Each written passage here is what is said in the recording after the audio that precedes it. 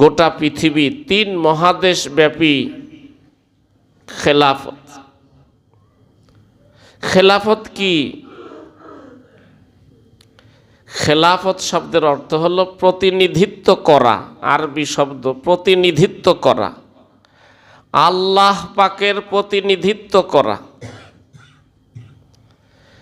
আল্লাহ পাক রব্বুল আলামিন যেভাবে মানুষ সৃষ্টি করেছেন, মানুষের ব্যক্তি জীবন থেকে শুরু করে পারিবারিক জীবন, সামাজিক জীবন, রাষ্ট্রীয় জীবন, পররাষ্ট্র জীবন, এগুলো মানুষ কিভাবে যাপন করবে, কিভাবে জীবন যাপন করলে সে দুনিয়া ও আখিরাতে সুখ শান্তি পাবে, সফল এবং সার্থক হবে, এই জন্যই আল্লাহ পাক রব্বুল আলামিন মানুষের জন্য একটা দিন দিয়েছেন, ধর্ম দিয়েছেন, একটা সংবিধান দিয়েছেন। ধর্ম পালন, ধর্মীয় বিধিবিধান যেগুলো নামাজ, রোজা, জিকির, কোরআন তেলাওয়াত সহ, এই জিনিসগুলো শুধু যারা ইসলাম ধর্ম গ্রহণ করবে তারাই পালন করবে।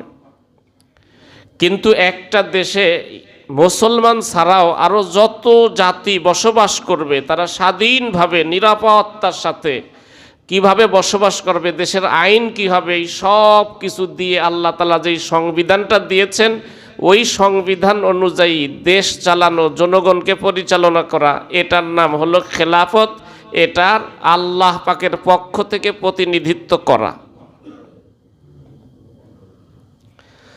যতদিন পর্যন্ত আল্লাহ পাকের দেওয়া এই সংবিধান অনুযায়ী গোটা পৃথিবী পরিচালিত হয়েছে, প্রায় 1350 বছর। এই 1350 বছর পর আপনারা জানেন 1924 সালে পৃথিবী থেকে খেলাফত বিলুপ্ত করে দেওয়া হয়। এবং খেলাফত এটা একটা ভয়ের জিনিস, ভীতির জিনিস। সারা পৃথিবীতে এই প্রচারণা শুরু হয়েছে।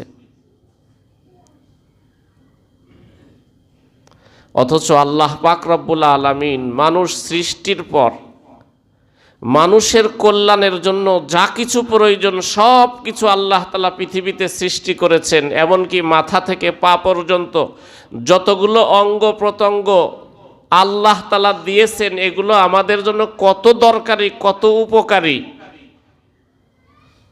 যখন আল্লাহ তাআলা এগুলো আমাদেরকে দিয়েছেন তখন আমরা এগুলোর প্রয়োজন বুঝতাম না, এগুলোর উপকারিতা জানতাম না। সেই সময় আল্লাহ তাআলা জানেন যে এগুলো মানুষের লাগবে। পৃথিবীতে সমুদ্রের মাছ থেকে নিয়ে গর্তের পিপিলিকা পর্যন্ত, বনের হিংস্র বাঘ থেকে নিয়ে ঘরের গৃহপালিত প্রাণী গরু ছাগল পর্যন্ত,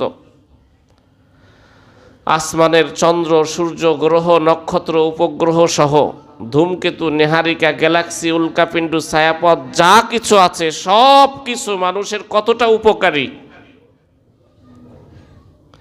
মা খালাকতা হাযা বাতিলা, কোনোটাই আল্লাহ তাআলা মানুষের দরকার নেই এমন সৃষ্টি করেন নাই।